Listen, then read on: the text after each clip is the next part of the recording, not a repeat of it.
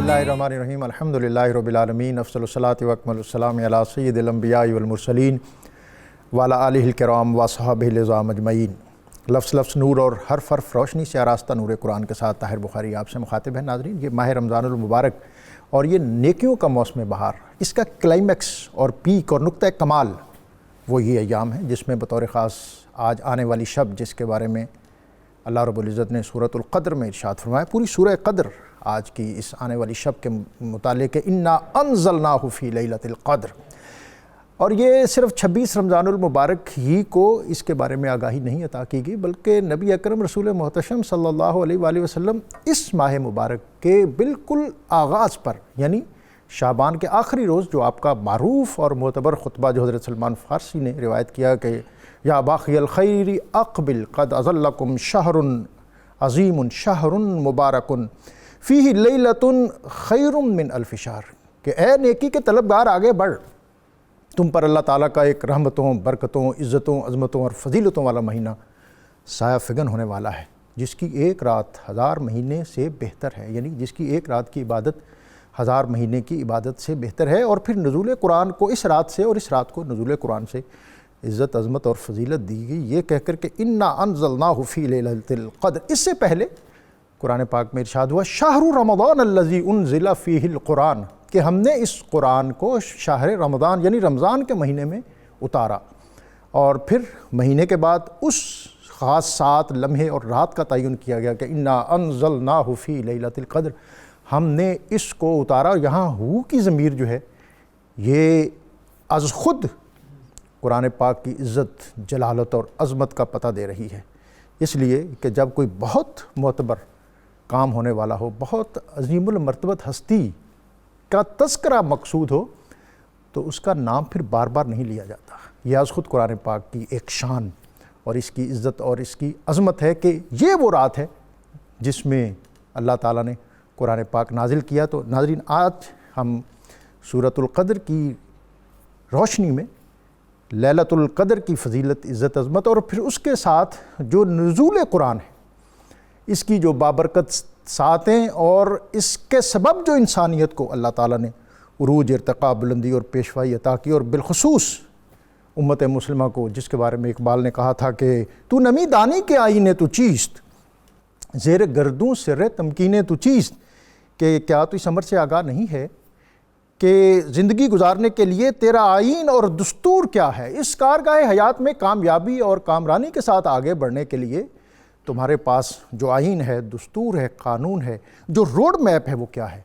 और फिर इकबाल आगे इसी को बयान करते हैं कि किताब ज़िंदा कुरान हकीम, कि ये वो किताब ज़िंदा, किताब हयात, किताब इनकलाब, सहीफ़ा इनकलाब, किताब ज़िंदा कुरान हकीम, हिकमत ला यज़ाल अब्दो क़दीम, नौए इंसान रा पयाम आखरीन, हामिले रहमत लिल आलमीन, कि ये वो सहीफ़ा इनकलाब और ये अल्लाह ताला का वो आखिरी पैगाम जो आफाक की बुलंदियों से नबी अकरम रसूल मोहतशम सल्लल्लाहु अलैहि वसल्लम के क़ल्ब मुनीर पर नाजिल हुआ। और ये कोई ख़ास अरसे के लिए, ख़ास ज़माने के लिए नहीं है, बल्कि ये क़यामत तक, जब तक इंसानियत है, जब तक शब रोज़ का ये सिलसिला है, इंसानियत, आदमियत इस सहीफ़ा इनकलाब से रहनुमाई और रोशनी हासिल करती रहेगी। और इकबाल ने कहा था कि इसमें गोताज़न होने के बारे में इकबाल ने कहा था कि कुरान में हो गोताज़न है मर्द मुसलमान, अल्लाह करे तुझको अता जिद्दत किरदार। ये जिद्दत किरदार, ये किरदार की बुलंदी और पुख्तगी हम कुरान पाक से किस तरह हासिल कर सकते हैं, कुरान पाक हमारे लिए किस तरह इज़्ज़तों, अज़मतों और फ़जीलतों के रास्ते आरास्ता करता है। और फिर नाज़रीन, जहाँ एक अफसोसनाक पहलू ये भी है कि हमने किस तरह इस किताब मुबीन से एराज़ बरता।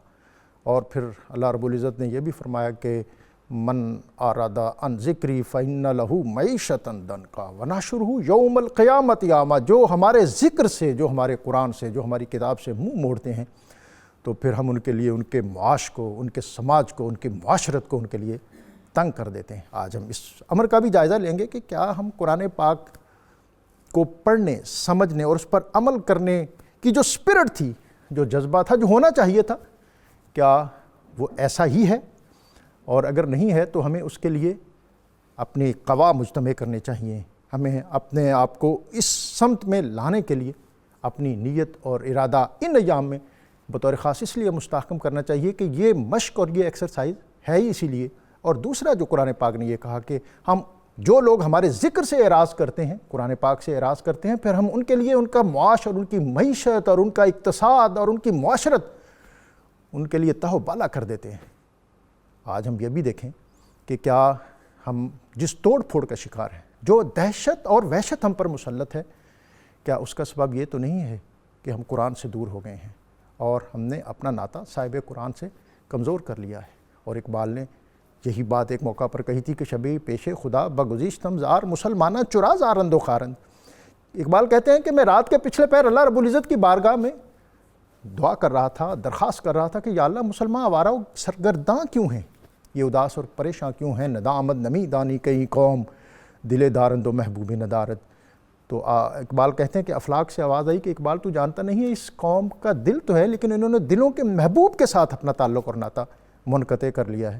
ہم ان سارے امور اور معاملات اس پر رہنمائی حاصل کریں گے. اور ہمیشہ کی طرح ہمارے ساتھ آج بھی بہت محترم اور معتبر علماء موجود ہیں. علامہ محمد بدر الزمان قادری، داتا دربار کے پہلو میں حضرت داتا گنج بخش رحمۃ اللہ علیہ کے گنبد کے سائے میں قائم عظیم جامعہ حجویریہ کے شیخ الجامعہ پرنسپل ہیں، اور از خود ذاتی طور پر ایک علمی متاع کے وارث اور امین ہیں. میرے دوسرے مہمان مفتی دل محمد چشتی، لاہور پاکستان کی ایک بہت معروف جامعہ نظامیہ، اس کے استاد ہیں، اور قدیم دینی درسیات جو ہے اس پر ان کو بڑا ملکہ ہے، بڑی پختگی میسر ہے. اور اللہ رب العزت کی بارگاہ میں حمد کا نذرانہ پیش کرنے کے لیے ہمارے ساتھ آج موجود ہوں گے قاری ماجد علی نقشبندی. ان کی طرف جانے سے قبل آج کا اسم مبارک السمیع، سننے والا، یقیناً ہماری ہر دھڑکن، ہمارے سانس کی ہر جو آواز ہے، ہمارے لبوں سے نکلنے والا ہر حرف جو ہے وہ اس کی بارگاہ میں پہنچتا ہے. اللہ کرے جو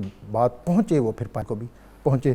علامہ صاحب، آج کا موضوع، آج کا دن، آنے والی شب، میں سوال نہیں کرتا، یہ چاہوں گا کہ آپ اپنی طبیعت کے مطابق پہلے آج کا جو ابتدائیہ ہے وہ عطا فرمائیں. بسم اللہ الرحمن الرحیم. وما خلقت الجن والانس الا لیعبدون. اللہ رب العزت ارشاد فرماتے ہیں کہ ہم نے انسان کی جو تخلیق کی ہے اس کا بنیادی مقصد جو ہے وہ عبادت ہے، وہ اپنے رب کی عبادت کرے. سبحان اللہ. اللہ رب العزت نے انسان کے نظام حیات کو شام و سحر، شب و روز اور ماہ و سال کے اندر کے اعتبار سے تشکیل دیا.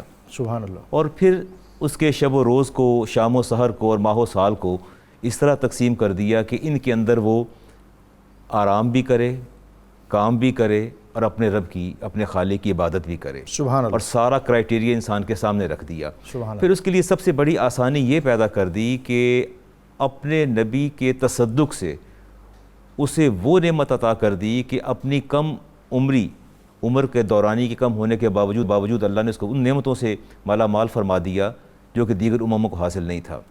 قدر کے معنی اگر دیکھا جائے لغت کے اندر تو 3 طرح سے آتے ہیں. قدر و منزلت کے بھی آتے ہیں، تنگی کے بھی آتے ہیں، اور اس کے معنی جو ہیں وہ اپنا تقدیر اور قسمت کے بھی آتے ہیں. سبحان اللہ. تینوں طرح معنی آتے ہیں، معنی اس کے آتے ہیں معنی. اچھا، تقدیر اور قسمت کے حوالے سے اگر آپ بات کریں تو اللہ تبارک و تعالی اس رات کو فرشتوں کو وہ امور سونپ دیتا ہے انسان کے حوالے سے، رزق کے حوالے سے، موت کے حوالے سے، بارش کے حوالے سے. جمی امور اگلے 1 سال تک فرشتوں کے حوالے کر دیے جاتے ہیں، اس کی تقدیر کا فیصلہ جو کر دیا جاتا ہے. اور اگر قدر و منزلت کے حوالے سے دیکھیں تو اس رات کی عبادت کے بعد بندے کو اللہ تعالیٰ وہ قدر و منزلت عطا فرماتا ہے جس کا وہ تصور بھی نہیں کر سکتا. اگر دیکن کے معنوں میں آئے، تنگی کے معنوں میں آئے، تو فرشتے اس قدر کثرت سے اترتے ہیں کہ زمین تنگ پڑ جاتی ہے. تو گویا تینوں پہلو جو ہیں وہ ہمارے اس کے سامنے آ جاتے ہیں. اچھا، اب اس کی وجہ تسمیہ ہم نے دیکھنی ہے کہ اسے قدر والی رات کیوں کہا گیا. سب سے پہلی بات تو یہ ہے کہ جس ذات نے یہ قرآن اتارا، مالک کائنات، خالق کائنات، تو خود بڑی قدر و منزلت والا ہے، اس سے بڑھ کے کوئی تصور نہیں کر سکتا. اور جو کتاب اتاری قرآن حکیم، وہ سب کتابوں سے زیادہ قدر و منزلت والی کتاب ہے، اور جو اب تک محفوظ ہے اور قیامت تک ہی محفوظ رہے گی. اور پھر اگلی بات جو ہے اللہ رسول ذی قدرن، اور جس نبی پہ اتارے گی وہ نبی بھی بڑی ہی قدر و منزلت والے ہیں، بڑی ہی عظمت والے ہیں. اور وہ علی امت ذات قدرن، جس امت پر اتارے گی امت بھی بڑی ہی قدر و منزلت والی ہے، اور ساری امم میں سب سے بہترین امت وہ ہے جس کی قیامت کے دن صفیں بھی سب سے زیادہ ہوں گی، اور اللہ تعالیٰ اس پر خاص مہربانی بھی فرمائے گا. تو گویا یہ اس لیے سے قدر والی رات کہا گیا کہ اس نے اپنے اندر بہت سے قدر کے پہلو جو ہیں اسے سمیٹ رکھے ہیں. اور میں یہ کہتا ہوں کہ نسبتوں کے بدلنے سے احکامات بدل جاتے ہیں. واہ.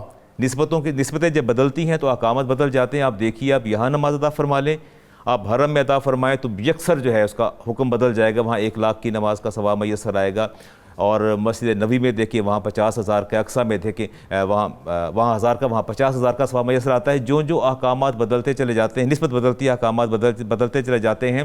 ماہ سیام کو آپ دیکھ لیجئے نا کہ ماہ سیام میں فرائض جو ہیں وہ 70 گنا پر پہنچ جاتے ہیں، نوافل فرائض کے برابر آ جاتے ہیں. اور روزے دار کی نیند جو ہے وہ عبادت میں شمار ہونے لگ جاتی ہے.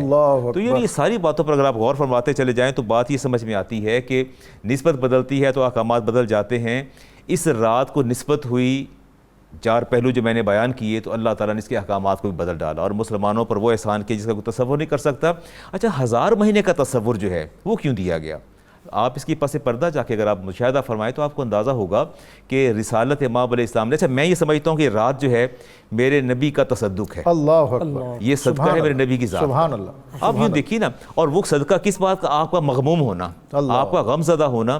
جب آپ نے ذکر فرمایا حزقیل علیہ السلام کا، یوشع بن نون کا، ایوب علیہ السلام کا، زکریا علیہ السلام کا، ان کی طویل عمروں کا اور 80 سالہ عبادت کا ذکر فرمایا، اور جس میں بالکل تصور نافرمانی کا نہیں تھا اور اللہ کی بندگی تھی. اور جب آپ نے یہ دیکھا کہ میری امت کی تو عمر جو ہے وہ اتنی عمریں نہیں ہیں، اور عمر بھی پھر تقسیم ہو جاتی ہے، کچھ سونے میں گزر جاتی ہے، کچھ امور میں کام سر انجام دینے میں گزر جاتی ہے، اور کچھ عمر جو ہے وہ آدمی کی عبادت کی حصہ میسر آتا ہے. اور ویسی بھی ایوریج ایج کم ہو کے 55 ایئرس تک آ گئی ہے. تو رسالت امام علیہ السلام اس پر غم زدہ ہوئے.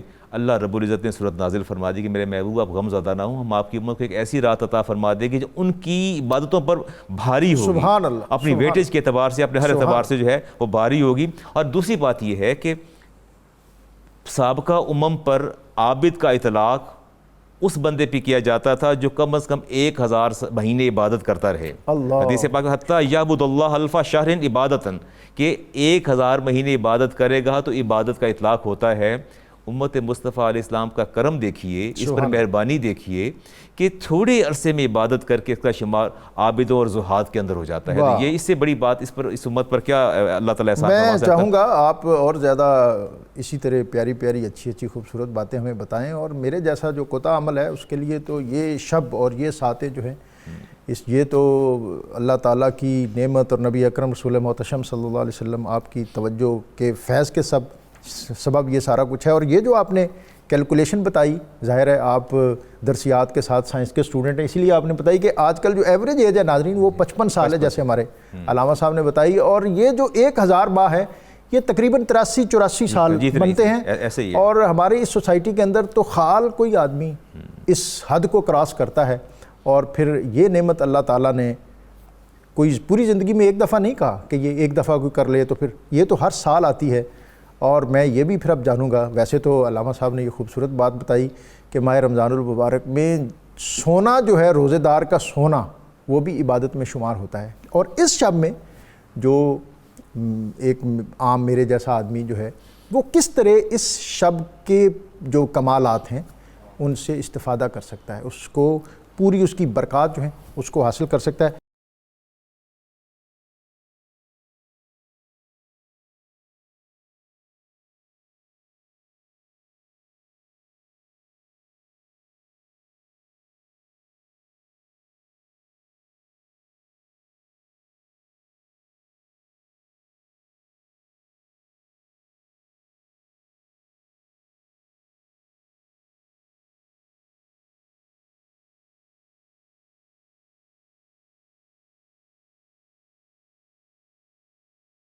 جی علامہ صاحب، ایک تو آج کے موضوع جو ہے سورۃ القدر کی روشنی میں لیلۃ القدر، یہ اور پھر جو علامہ صاحب جس بات کو جہاں ختم کیا میں چاہوں گا کہ وہیں سے آپ. جی بسم اللہ الرحمن الرحیم. اگر ہم سورہ قدر کا ماقبل والی صورت کے ساتھ ایک ربط دیکھیں تو پچھلی صورت سورہ علق، اس کے اختتام میں اللہ کریم نے ارشاد فرمایا وقترب، سجدہ کیجئے اور قرب پائیے. سبحان اللہ. اس آیت مبارکہ میں آسان ترین قرب کا ذریعہ اور راستہ بتایا گیا. ہم یہ سمجھتے تھے کہ شاید ایک صورت جہاں ختم ہو جاتی ہے اس کے ساتھ اس کا مضمون بھی ختم ہو جاتا ہے.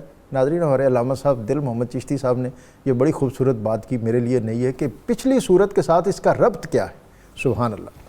تو قرب پانے کا اس امت کے لیے، اور یہ صحابہ کرام کے جذبات تھے جب انہوں نے پہلی امتوں کا تذکرہ نبی کریم صلی اللہ علیہ وسلم کے زبان اقدس سے سنا تو دل کی کیفیت بنی اور عرض کیا یا رسول اللہ صلی اللہ علیہ وسلم، ہم تو پھر کسی کھاتے شمار میں نہیں آئیں گے کہ اتنی ہزار برس عمر پانے والے اور اتنا اجر و ثواب پانے والے۔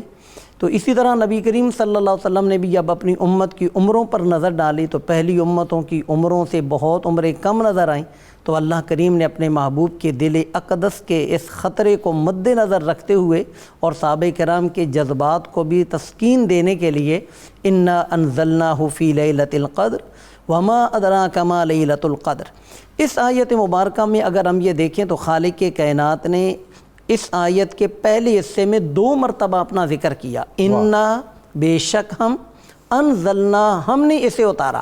حالانکہ ہم کا لفظ یہ جمع کا لفظ ہے، ایک سے زائد پر بولا جاتا ہے، اور اللہ کریم تو تعدد اور تکثر سے پاک ہے۔ تو یہاں پر مفسرین فرماتے ہیں کہ اللہ کریم اپنا فخر بیان کر رہا ہے کہ لیلۃ القدر میں اس کا نازل کرنا یہ قابل فخر عمل ہے، اور اس کی میں اپنی طرف نسبت کر کے اس عمل کو بھی عظمت عطا کر رہا ہوں۔ سبحان اللہ۔ انا انزلناہ فی لیلۃ القدر، اس صورت مبارکہ کے اندر لیلۃ القدر کا لفظ 3 مرتبہ آیا۔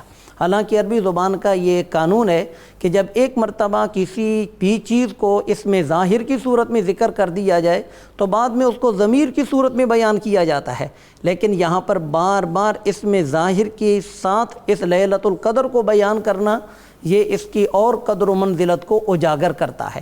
خالق کائنات نے فرمایا وما ادراک ما لیلۃ القدر، آپ کو کیا پتا کہ لیلۃ القدر کیا ہے؟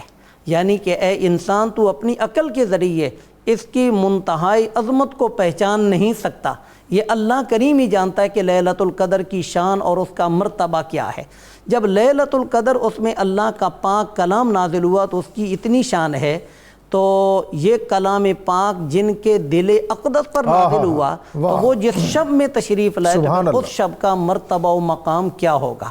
اس شب کے بارے میں اللہ کریم نے ارشاد فرمایا لیلۃ القدر خیر من الف شہر، کہ یہ رات 1000 مہینوں سے بہتر ہے، برابر نہیں، 1000 مہینوں سے بہتر ہے۔ اب خیر کا لفظ یہ اس میں تفضیل کا لفظ ہے جس کا معنی ہے کہ اس سے بہتر ہے۔ اب کتنی بہتر ہے؟ اس کی خیریت کی کوئی انتہا نہیں۔ کس اعتبار سے بہتر ہے اس اعتبار کو بھی اللہ نے نہیں بیان فرمایا، یعنی ہر اچھے اعتبار سے یہ رات تمام 1000 مہینوں سے افضل اور بہتر ہے۔ اور اس کی سب سے بڑی شان یہ ہے کہ تنزل الملائکہ، اگر ہم عربی الفاظ کی طرف تھوڑی سی اپنی توجہ کریں تو تنزل یہ باب تفاعل سے ہے، جس کا مطلب یہ ہوتا ہے کسی کام کے اندر کوشاں ہونا، گویا کہ فرشتے اس رات کے اندر نزول کی انتظار ہوتے ہیں کہ ہمیں کب نزول کا اذن ملے اور ہم جائیں۔ اور فرشتے کیوں آتے ہیں؟ اس لیے آتے ہیں کیونکہ امت محمدیہ کا اس رات رونا، پھر امراء کا فقراء کو کھانا کھلانا، یہ چیزیں ان کو آسمان پر نظر نہیں آتی، یہ ماحول ان کو زمین پر نظر آتا ہے۔ اور اللہ کریم ان کو جب بھیجتا ہے تو یہ ملائکہ حضرت جبرائیل امی ایک ملائکہ کی جرمٹ میں نازل ہوتے ہیں، اور پھر جو بھی عبادت گزار یذکر اللہ تعالیٰ کا ذکر کر رہا ہو، چاہے کھڑا ہے، چاہے بیٹھا ہے، چاہے لیٹا ہے، اللہ کی یاد میں محو ہے، تو فرشتے اس کو گھیر کر اس پر سلامتیاں بھی نچھاور کرتے ہیں اور اس کے لیے رب کی حضور بخشش کی دعا بھی کرتے ہیں۔ اور اس رات کو اللہ کریم نے سلامتی کہا، اس لیے سلامتی کہا کہ یہ سراپے سلامت ہے، کہ باقی جو راتیں ہیں ان میں خیر کے ساتھ ساتھ شر بھی نازل ہوتا ہے، لیکن اس رات میں امت محمدیہ پر سوائے خیر کے اور کچھ نہیں نازل ہوتا۔ اور یہ آل پاکستان کے لیے بہت بڑی رات فضیلت کے اعتبار سے یوں بھی ہے کہ اس رات کو اللہ نے ہمیں پاکستان جیسا پرامن ملک عطا فرمایا جہاں پر ہم آزادانہ اپنے رب کی عبادت و بندگی کر سکتے ہیں۔ اور یہ سلسلہ جو سلامتی کے نزول کا ہے، تنزلوں کے اندر اگر یہ دیکھا جائے تو وہاں پر یہ تنزل کا مطلب یہ ہوتا ہے کہ یہ فعل مضارع ہے جو کہ ایک کام کے بار بار ہونے پر دلالت کرتا ہے کہ فرشتوں کی فوجیں آتی ہیں جاتی ہیں آتی ہیں جاتی ہیں اور یہ ان کا آنا جانا اور سلامتی کا نزول لگا رہتا ہے حتی مطلع الفجر۔ اب یہاں اللہ نے انتہا بیان کر دی کہ فجر کے طلوع ہونے تک یہ سلسلہ جاری رہتا ہے۔ آغاز کب ہوتا ہے؟ آغاز مغرب سورج کے غروب ہونے کے ساتھ ہی، جس طرح اللہ کریم کی رحمت آسمان دنیا سے بہت زمین کے قریب ہو جاتی ہے، یہ سلامتی اور برکتوں کا نزول بھی مغرب کے وقت سے شروع ہوتا ہے حتی مطلع الفجر، کہ فجر صادق کے طلوع ہونے تک یہ سلسلہ جاری رہے۔ یعنی جیسے ہی افطار ہوگا تو اس کے ساتھ ہی اس شب کی برکات کا آغاز ہوگا۔ میں یہ بھی جب آپ کے پاس دوبارہ حاضر ہوں گا تو میں جاننا چاہوں گا کہ اس شب کا جو قیام اور اہتمام ہے اس کا درست طریقہ کیا ہے، کس طرح اس کے ایک ایک لحظے اور لمحے جو ہے اس سے استفادہ کرنا چاہیے۔ میں آسان طریقہ جو میں پہلے بھی درخواست کی کہ میرے جیسے جو کوتاہ عمل لوگ ہیں وہ کس طرح اس سے ایک آسانی کے ساتھ استفادہ کر سکتے ہیں اور اس کی برکات سے وہ کس طرح اپنے آپ کو اعزاز عطا کر لیں۔ ڈاکٹر صاحب دور ہمارا مشینی دور ہے جناب، راؤنڈ دا کلاک ہم ذمہ داریاں جو ہیں ان سے عہدہ برا ہوتے ہیں، کہیں ایوننگ ڈیوٹی ہے، کہیں نائٹ ڈیوٹی ہے، کہیں مارننگ ہے، راؤنڈ دا کلاک ہم لوگ مصروف رہتے ہیں۔ اچھا، ایک بندہ جس کی ڈیوٹی رات کو ہے اور وہ مجبور ہے، رات بھر نہیں جاگ سکتا، اسے اپنے امور بھی سر انجام دینے ہیں۔ دیگر بہت سے ہاسپٹلز میں دیکھ لیں آپ، جو باقی معاملات کو آپ دیکھتے چلے جائیں۔ یہ بڑی صحیح اور ویلڈ بات ہے جو آپ کی ہے کہ ظاہر ہے یا تو یہ ہے کہ ہم اپنا اسکیجول پورا ماہ رمضان یا ان جو راتیں ہیں اس کے مطابق بنائیں اور پھر چھٹی لیں۔ اب چھٹی بھی نہیں لے سکتے اور جو معاش ہے اور بچوں کی روزی کمانی وہ بھی اپنی جگہ معتبر چیز ہے، تو اس طرح ایک آدمی جو اپنے کام میں موجود ہے تو یہ آپ بڑی میں صحیح یہاں یاد کروں گا نا۔ اچھا، اسلام جو ہے الدین یسرن، سبحان اللہ، آسانی کا دین ہے اور سر تا پا آسانی، اول تا آخر آسانی آسانی ہے۔ اور میرے نبی کا ارشاد ہے یسر ولا تعسر، بشر ولا تنفر، کہ آسانیاں پیدا کرو۔ اور اللہ کے رسول نے خود آسانیاں پیدا فرمائی اور اللہ نے بھی آسانیاں پیدا فرمائی۔ میں ابن خزیمہ کی روایت لے رہا ہوں جی، اپنا ابی ہریرہ سے حدیث کے راوی ہیں۔ وہ لوگ جو رات بھر نہیں جاگ سکتے، شب بیداری سے معذور ہیں، ان کے لیے ایک بڑا ہی آسان طریقہ بتا دیا۔ ابی ہریرہ فرماتے ہیں کہ میرے نبی نے ارشاد فرمایا من صلی العشاء والاخیرۃ فی جماعت فی رمضان، جس نے رمضان کے اندر عشاء کی نماز با جماعت ادا کر لی، فقط ادرک لیلۃ القدر، پس اس نے لیلۃ القدر کو پا لیا۔ اب آپ یہ دیکھ لیجئے کہ کتنا آسانی سے بندہ اہتمام کر سکتا ہے۔ دوسری حدیث بھی اس میں آ رہی ہے، من صلی، میں آپ کی چاہوں گا یہ پہلی حدیث جو ہے اس کا بھی لطف اٹھاؤں جی، اور یہ یعنی نماز پڑھ لی جی، اور اس کو شب قدر کی جو برکات ہیں وہ عطا ہو گئی، باجماعت نماز پڑھ لی۔ متصل ایک اور حدیث بھی اگر اجازت دے تو میں پڑھ دوں۔ کالر ہیں ہمارے ساتھ، ان سے بھی بات کرنی ہے، آپ جی میں پڑھ دیتا ہوں۔ اور انس بن مالک روایت آتی ہے، من صلی المغرب والعشاء فی جماعت، جسے مغرب اور عشاء جماعت کے ساتھ ادا کر لی، فقط اخذ من لیلۃ القدر بنصیب وافر، اسے لیلۃ القدر وافر حصہ اسے میسر آگے سے پا لیا۔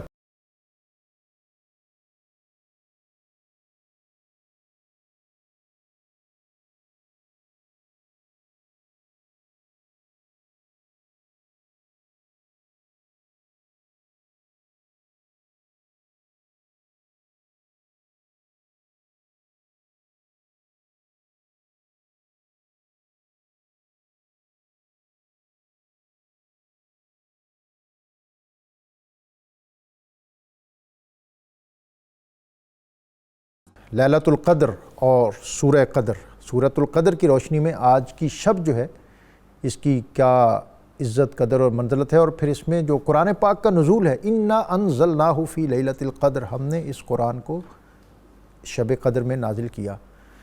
اس کا مفہوم عام طور پر ہم جو سمجھ سکتے ہیں، جو ظاہری معنی ہے وہ یہ ہے کہ ایسے لگتا ہے کہ جیسے قرآن پاک پورے کا پورا نازل ہو گیا، جبکہ دوسری طرف ہم یہ دیکھتے ہیں کہ قرآن پاک 23 سال، تقریباً 22 سال 2 ماہ 2 دن اس کے نزول کا، اور اس کی جو وحی ہے اس کی ترتیب بھی پہلی سورہ علق، اقرأ باسم ربک الذی خلق، خلق الانسان من علق۔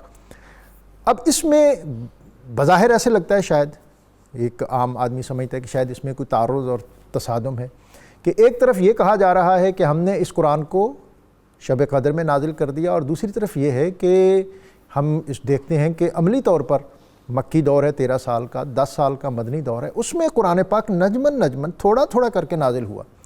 تو ہمارے علماء جو ہیں وہ اس پر بات بھی کریں گے، لیکن عام جو بات اس میں کہ قرآن پاک کا یک بارگی نزول جو لوح محفوظ سے سمائے دنیا پر، وہ آج کی رات ہے. لوح محفوظ سے سمائے دنیا پر قرآن پاک کا نزول یہ آج کی شب ہے، اور پھر وہاں سے واقعات جیسے جیسے رونما ہوتے رہے، جیسے جیسے اس کی ضرورت رہی، اس کے مطابق پھر جبریل علیہ السلام اس کو لے کر نبی اکرم رسول محتشم صلی اللہ علیہ وسلم کے قلب منیر پر اس کو نازل کرتے رہے. اب اس میں دوسری بات یہ بھی ہے، میں اپنے علماء سے پوچھوں گا کہ لوح محفوظ سے بھی تو براہ راست یہ نازل ہو سکتا تھا، اس کے اندر اس پروسیس کی کیا ضرورت تھی کہ پہلے لوح محفوظ، پھر سمائے دنیا، اور پھر اس نبی اکرم صلی اللہ علیہ وسلم کے پاس وحی کی صورت میں.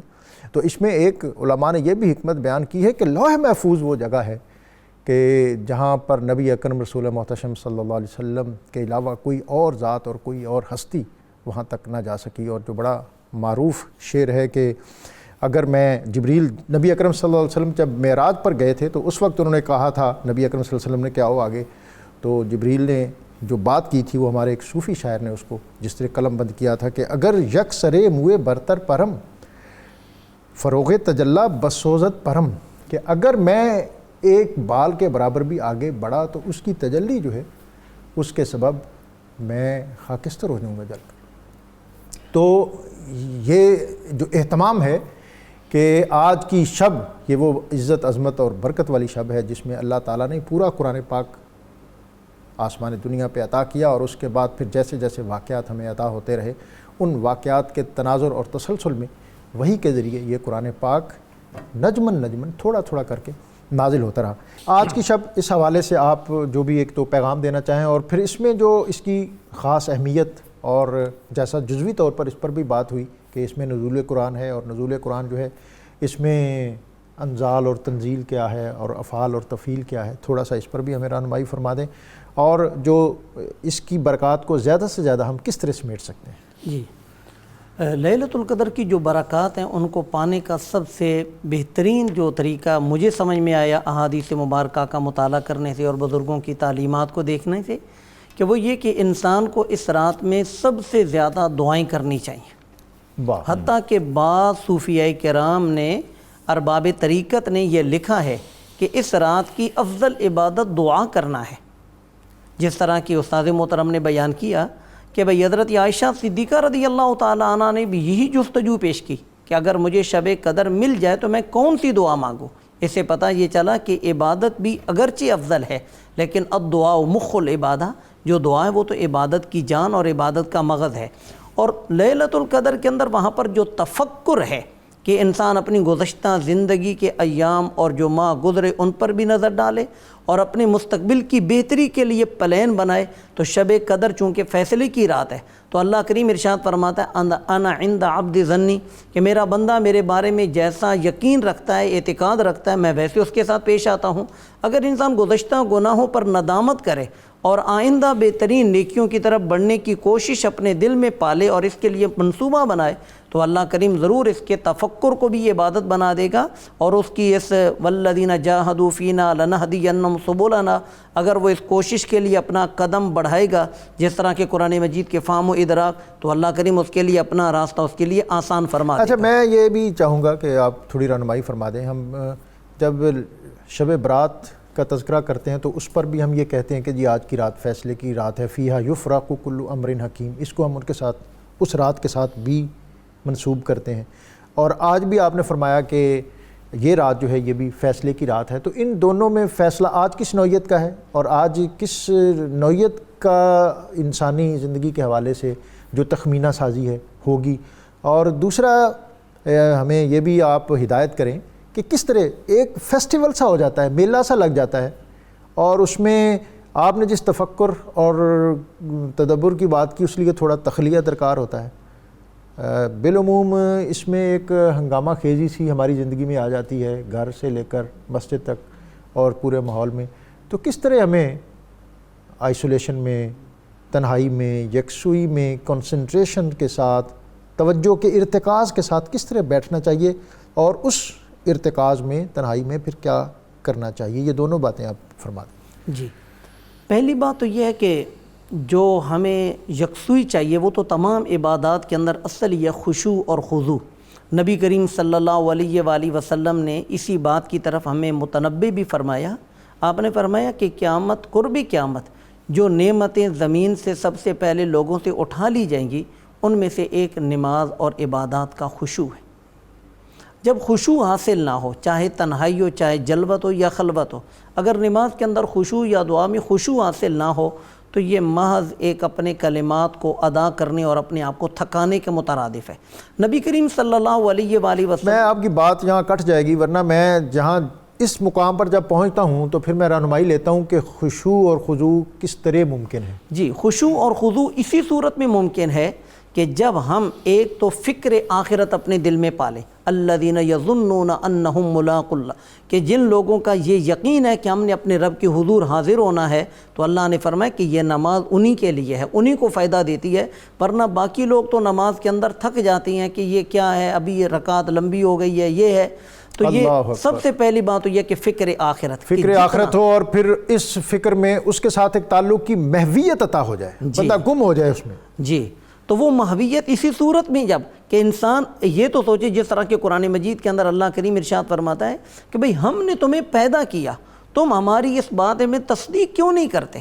یعنی جب اللہ نے ہمیں پیدا کیا تو انسان ایک طرف اپنے اوپر اپنے رب کے انعامات دیکھے اور دوسری طرف اپنی کوتاہیاں اور تقصیریں دیکھے، تو پھر ندامت اور حیا تو خود بخود پیدا ہوگا، تو پھر وہ جو اشک باری ہوگی، پھر اس شب کو گرنے والا اشک وہ بھی قدر و منزلت والا ہے، سبحان اللہ۔ کہ اسی اشک کو تو دیکھنے کے لیے تو ملائکہ زمین پر تشریف لا رہی ہیں۔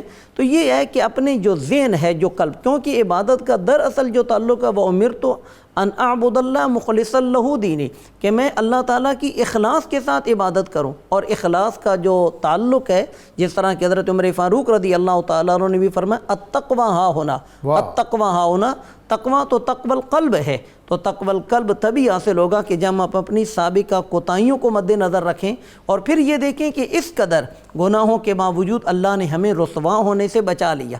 اور اس صورت مبارکہ کے اندر اگر ہم یہ دیکھیں تو مفسرین نے بڑا پیارا جملہ لکھا کہ ملائکہ جب اس رات نازل ہوتے ہیں وہ امت کے نیک اعمال کو دیکھنے کے لیے، جبکہ ان کو پتہ ہی ہے کہ بھئی امت کے گناہ بھی ہیں، تو انہوں نے کہا کہ جب یہ لوح محفوظ پہ ملائکہ کی جب نظر پڑتی ہے تو ان کو امت کے نیک اعمال تو تفصیل سے مل جاتے ہیں، لیکن جب ان کے معاصی کا وہ مطالعہ کرنے لگتے ہیں تو اللہ کریم ان کے لیے پردہ ڈال دیتا ہے۔ اللہ اکبر۔ جب اللہ تعالیٰ فرشتوں سے بندوں کے معاصی کا پردہ کر رہا ہے تو یہ احساس آج کی رات ہمیں ضرور کرنا چاہیے کہ جب اتنی میری عمر گزر گئی اور میرے اللہ نے مجھے رسوا ہونے سے بچا لیا، تو پھر اس وقت جو کیفیت بنے گی وہ کیفیت خشوع اور خضوع والی ہوگی۔ پھر یہ 2 رکعتیں جن کے بارے میں سرور کائنات صلی اللہ علیہ وسلم نے ارشاد فرمایا، بخاری شریف کی حدیث ہے کہ جس نے 2 رکعتیں پوری یکسوئی کے ساتھ ادا کی، غفر لہ ما تقدم من ذنبہ، اس کے سابقہ تمام گناہ اللہ نے معاف کر دیے۔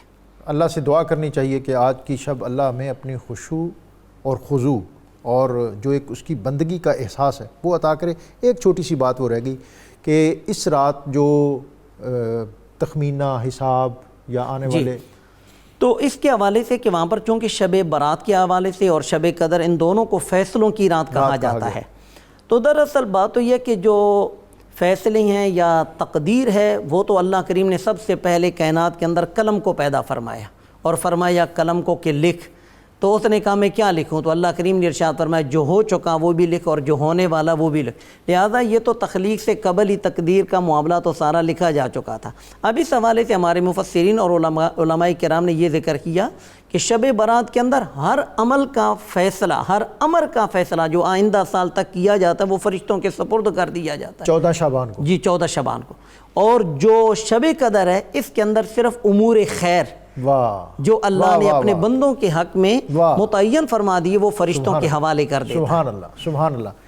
آخری بات کوئی میسیج، آج کا پیغام اور جو کچھ کوئی آج کے موضوع کے حوالے سے بات رہ گئی ہو وہ بھی اختصار اور جامعیت کے ساتھ بیان کر دیں۔ آپ نے آئسولیشن کی بات فرمائی، خشوع خضوع کی بات فرمائی آپ نے۔ آئسولیشن آج کل تو ایک خاص مفہوم میں سمجھی جاتی ہے، میں تو اس تخلیے کی بات کر رہا ہوں. میں اسی طرف جا رہا ہوں. جیسے آپ نے ارشاد فرمایا نا, جی رسالت امام نے ارشاد فرمایا, علیہ السلام نے ارشاد فرمایا کہ آپ فرض نماز ادا فرماتے, مسجد میں جماعت کرواتے, اور نوافل اور سنن آپ گھر جا کے ادا فرماتے. آپ نے فرمایا کہ گھروں میں نماز پڑھا کرو, نوافل گھروں میں ادا کیا کرو, اللہ تعالیٰ تمہیں میری مسجد میں ادا کرنے سے زیادہ ثواب عطا فرمائے گا. گویا گھروں میں نوافل ادا کرنا مسجد نبی سے زیادہ افضل ہے. سبحان تو اللہ. اس میں اس بات کا بھی خیال خوش تبھی قائم رہ سکتا ہے. بس میرا یہ پیغام آخر میں یہ ہے کہ چاند رات کا پرسیپشن جو ہمارے ہاں پریویل کر گیا ہے, میں اس کے حوالے سے بات کرنا چاہوں گا. ابن ماجہ کی روایت ہے اور ابو امامہ اس کے جو ہیں حدیث کے راوی ہیں. قال النبی علیہ السلام من قام لیلۃ العیدین, جس نے عید کی رات, یعنی جسے آپ چاند رات کہتے ہیں, چاہے وہ عید الاضحیٰ کے وہ نومی کی رات ہو یا یہ چاند رات ہو, فرمایا محتسبا للہ لم یمت قلبہ یوم تموت القلوب, اللہ تعالیٰ اس کے دل کو اس دن زندہ فرما دے گا جب ہر دل مردہ ہو جائے گا. تو میں یہاں یہ بھی ناظرین کو پیغام دینا چاہتا ہوں کہ اگر اللہ تعالیٰ حیات دے اور آپ کو میسر آ جائے, تو رات میسر آ جائے چاند رات, تو کم از کم 2 نوافل ضرور ادا کر لیتا.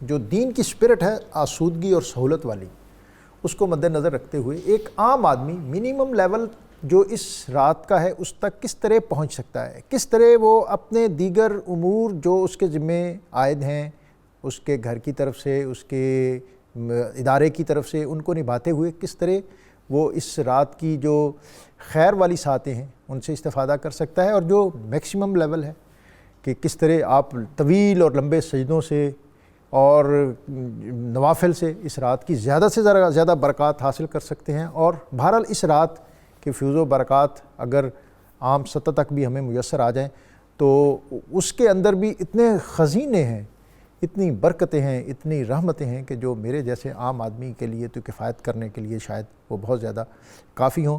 اور اس رات میں ہمیں بطور خاص جو علامہ صاحب نے کہا کہ قرآن پاک, کیونکہ یہ قرآن کی رات ہے اور یہ قرآن کا مہینہ ہے, اور اگر اس شب جیسا انہوں نے کہا ہے کہ آپ قرآن پاک کی تلاوت کریں اور قرآن پاک کی آیات یا کوئی ایک آیت اس کو پورے تفکر اور تدبر کے ساتھ پڑھیں, اس کے معنی اور مفہوم میں ڈوب جائیں, اس کو حرز جاں بنا لیں اور پھر اس کو چراغ راہ بنا لیں, اور پھر اس کی روشنی میں اپنی زندگی کے سفر کو آگے بڑھانے کا داعیہ اور جذبہ اپنے دل میں پیدا کر لیں, تو یہ چیز جو ہے یہ بھی اس رات کی خاص نعمتوں میں سے نعمت ہے.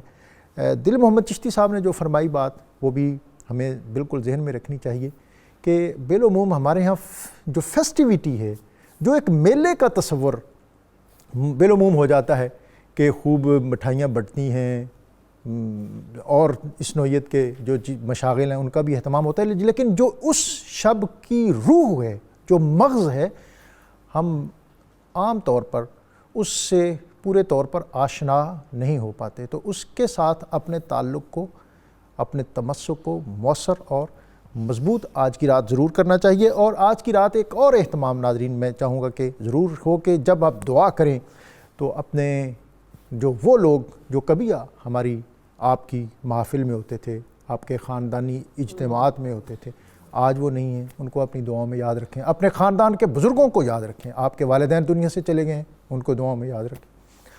اور وہ لوگ جو کبھی آپ کے لیے کہیں دست و بازو بنے, آپ کے لیے آسرا بنے, ان کو اپنی دعاؤں میں یاد رکھیں. اور اپنے ارد گرد یہ بھی نظر رکھیں کہ کسی کو آپ کی مدد کی, آپ کی رہنمائی کی, آپ کی امداد کی ضرورت ہو, تو ان کے لیے یہ اہتمام جو ہے یہ بھی آج کی رات کے جو خاص امور اور معاملات ہیں اس میں ان کو شامل رکھیں. اور اللہ رب العزت ہمیں آج کی اس شب کی برکات عطا فرمائے, اور اس شب میں بطور خاص اللہ تعالیٰ اپنی حریم رحمت میں ہمیں وہ خاص جذبہ عطا فرمائے جس کے سبب ہم نبی اکرم رسول محتشم صلی اللہ علیہ وآلہ وسلم کا قرب اور ان کی محبت اس سے خصوصی طور پر فیض پا سکے. میں اپنے علماء کا بہت زیادہ شکر گزار ہوں کہ انہوں نے بہت ثقافت کے ساتھ آج اپنے موضوع کو نبھایا, اور اختتام پر حمد باری تعالیٰ کے لیے قاری ماجد علی نقشبندی کی طرف جانے سے قبل آج کا وظیفہ کہ قوت سماعت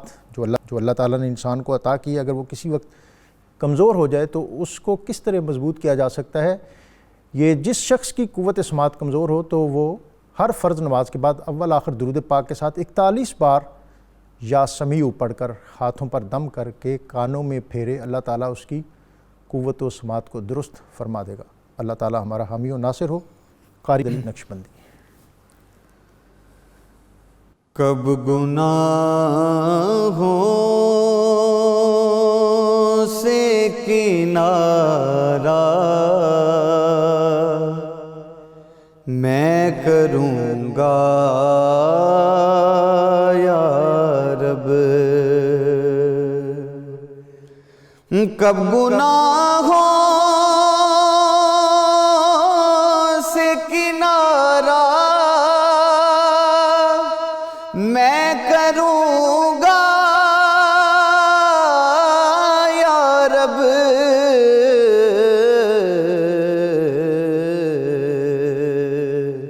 نیک کب اے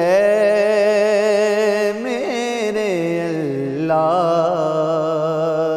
بنوں گا یا رب، کب گناہوں کے مرض سے میں شفا پاؤں گا، کب گناہوں کے مرض سے میں شفا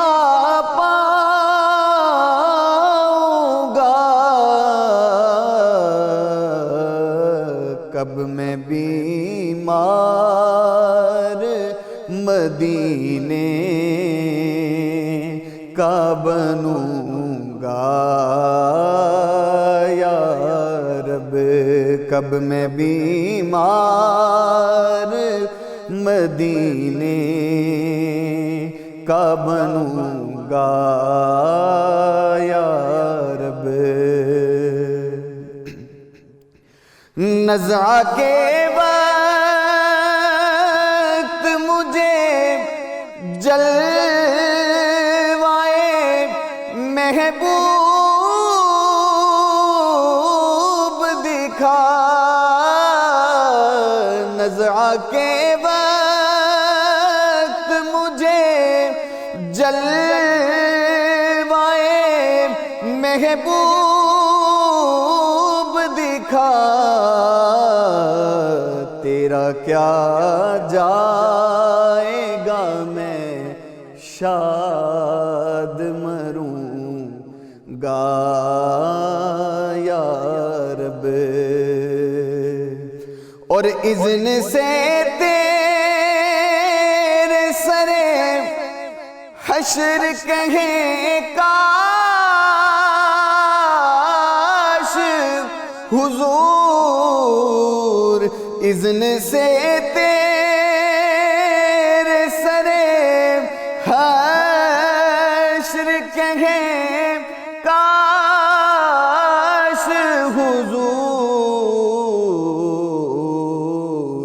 کے ساتھ عطار کو جنت